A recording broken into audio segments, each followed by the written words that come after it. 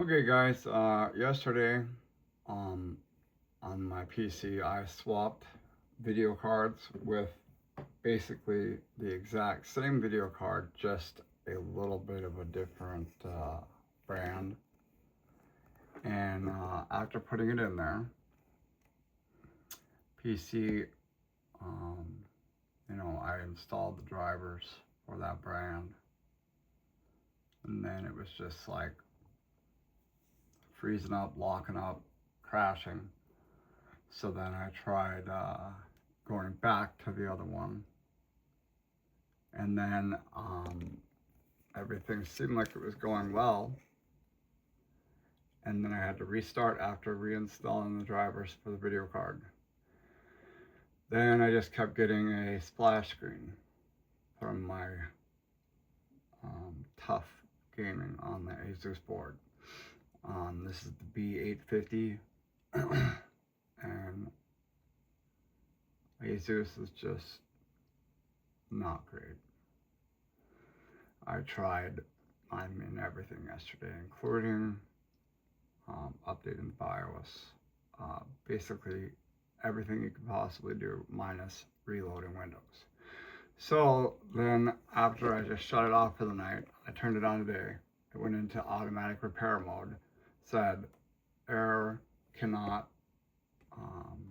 connect to the network, which I'll put the actual link of the thing that pops up so that you can see the exact code it came up. So anyways, I went into the balance options, got into the MS-DOS mode.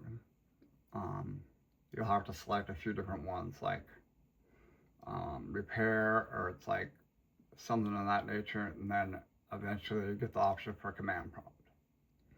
So then I went ahead and I ran SSC, and as you can see, it found corrupt files and successfully repaired them. But we'll see now. I also ran, check disk as well, which it found 0 bad files.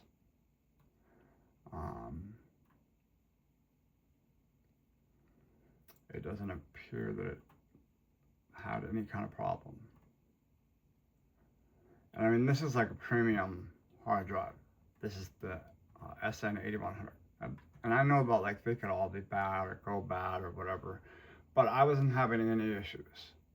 And changing a video card to the exact same video card but a different brand that's a little bit differently, like,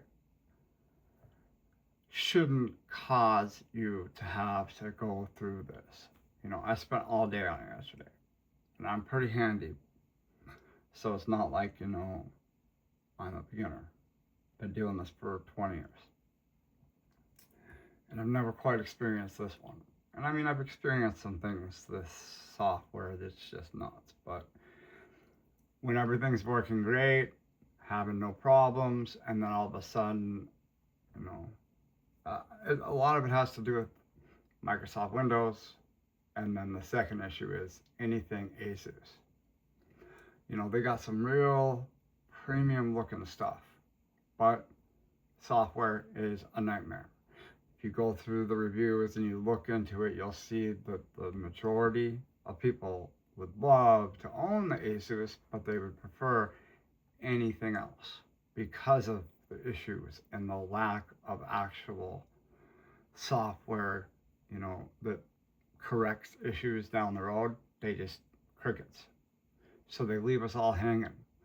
And then they throw out another beautiful looking thing, and it looks so nice, and it's 5 times more than it should be, and you order it because you just love it, and then you get it and you're like, man, why did I do that?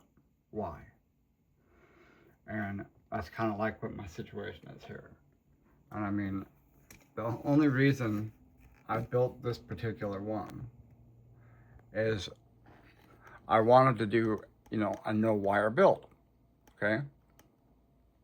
Now, this is Asus's 5090 Astral. And, of course, on the white one, instead of having the BFC connector, we have an option to connect a wire to control the RGBs.